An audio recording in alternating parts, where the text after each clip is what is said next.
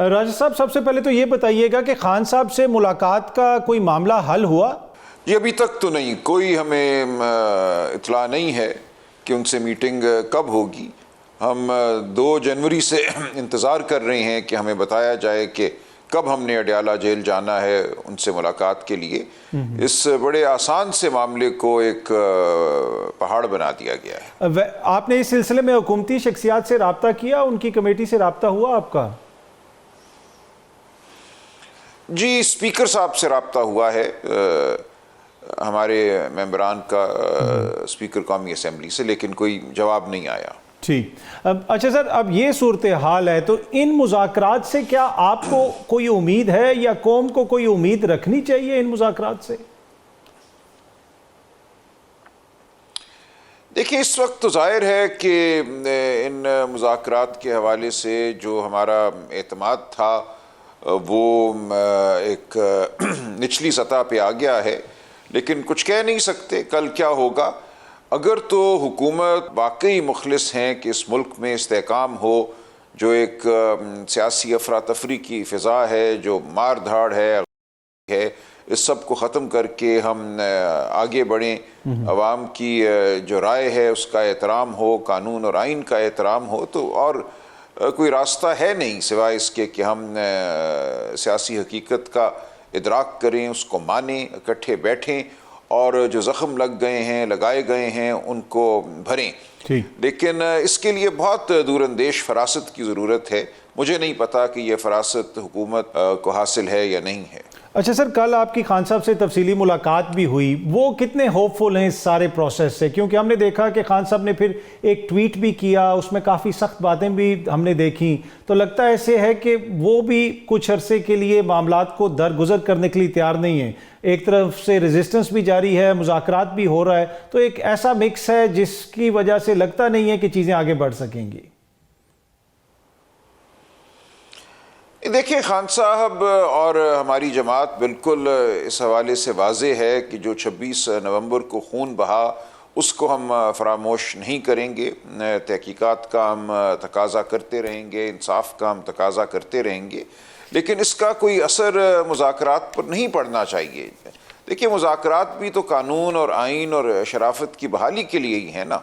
तो हमारा जो 26 नवंबर या 9 मई के हवाले से तकाज़ा है वो यही है कि हकीकत सामने आए, जुडिशल कमीशन बने, अदालती कार्रवाई हो, वो देखें कि उस दिन क्या हुआ, किसने आग लगाई, CCTV फुटेज कहाँ है, अगर वो नहीं मुयस्सर तो क्यों नहीं मुयस्सर, कौन ले गया।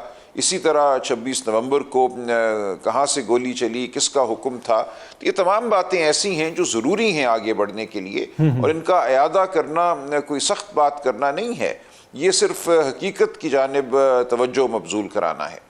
ठीक है। अच्छा सर, अब अगली जो आपकी नशिस्त होनी है हुकूमत के साथ, उसका कोई टाइम फ्रेम है आपके पास, या फिर जब तक खान साहब से मुलाकात नहीं होगी ये नशिस्त नहीं हो सकती?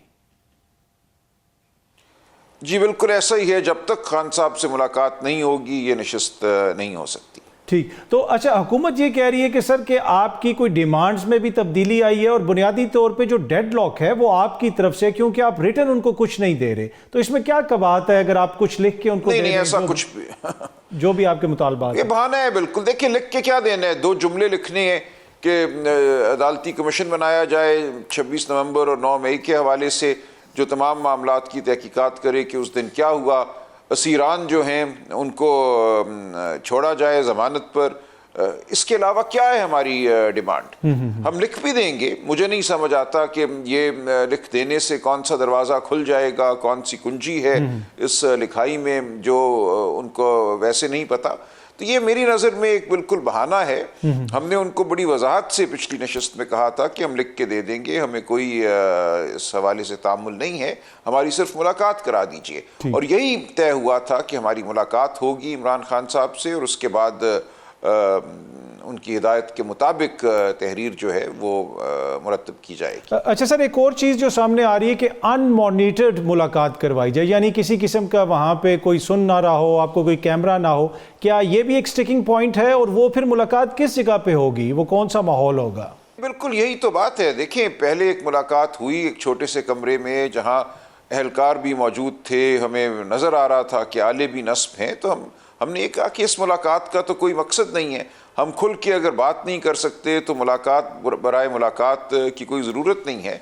मुलाकात डयाला जेल के अहाते ही में हो सकती है और पहले इस नौइयत की मुलाकातें हुई हैं। ऐसा नहीं है कि ऐसी मुलाकात पहले कभी नहीं हुई।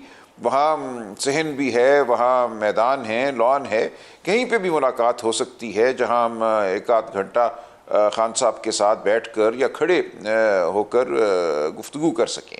तो ये कोई ऐसी हमारी डिमांड नहीं है, ऐसा तकाजा नहीं है जिसमें कोई मुश्किल हो। ठीक है। अच्छा सर, एक और चीज़ जो बार बार सामने आती है कि क्या हुकूमत इस पोजीशन में है कि वो आपको कुछ दे सकें? आपके अपने हल्के की अगर हम बात करें, उसके फॉर्म 47, फॉर्म 45 हमारे सामने हैं।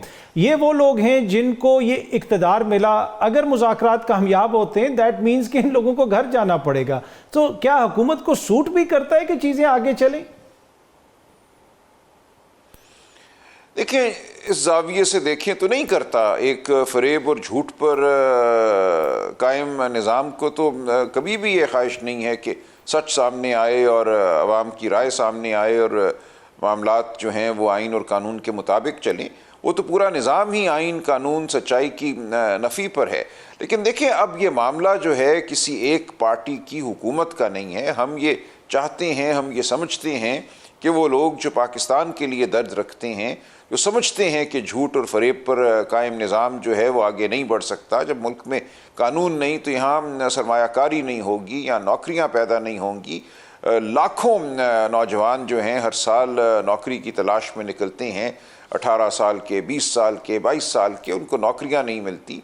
जब तक मुल्क में सरमायाकारी नहीं होगी, नई नौकरियां नहीं पैदा की जाएंगी, ये मुल्क तबाही की जानिब बढ़ेगा। इस वक्त जो कहा जा रहा है कि माशी इस्तेहकाम हो गया, ये कब्रिस्तान का इस्तेहकाम है। आपने हुकूक का गला घोंट दिया। मईशत जो है उसमें ग्रोथ रेट इस वक्त तकरीबन ज़ीरो है, यानी कि शराय नमू जो है, और आप कहते हैं कि मुल्क में इस्तेहकाम है। जिस दिन यहाँ तरक्की होती है, अगर कुछ ग्रोथ होती है, तो हम देखते हैं कि मुल्क में बरामदात नहीं हो पाती, जो करंट अकाउंट है उस पर प्रेशर आ जाता है, रुपया जो है वो गिर जाता है। ये तमाम मामलात हैं जिनको सुलझाने के लिए ज़रूरत है कि मुल्क में आइन और कानून की बालादस्ती हो और तमाम कुव्वतें जो हैं वो इकट्ठे बैठकर मुल्क की फलाह के लिए काम करें। ये नहीं कि एक जमात जो मुल्क की सबसे बड़ी जमात है उसको तबाह करने के लिए, ख़त्म करने के लिए, उसकी सियासत को कुचलने के लिए जो हैं वो अपना वक्त सर्फ कर रही हूँ। ये बिल्कुल मुल्क के साथ समझता हूँ दोस्ती नहीं है, ये नादानी है। ठीक है, यहाँ वक्त तो एक छोटी सी ब्रेक आएंगे तो राजा साहब से पूछेंगे कि क्या पाकिस्तान तहरीक इंसाफ नए इंतखाबात पर रजामंद हो सकती है?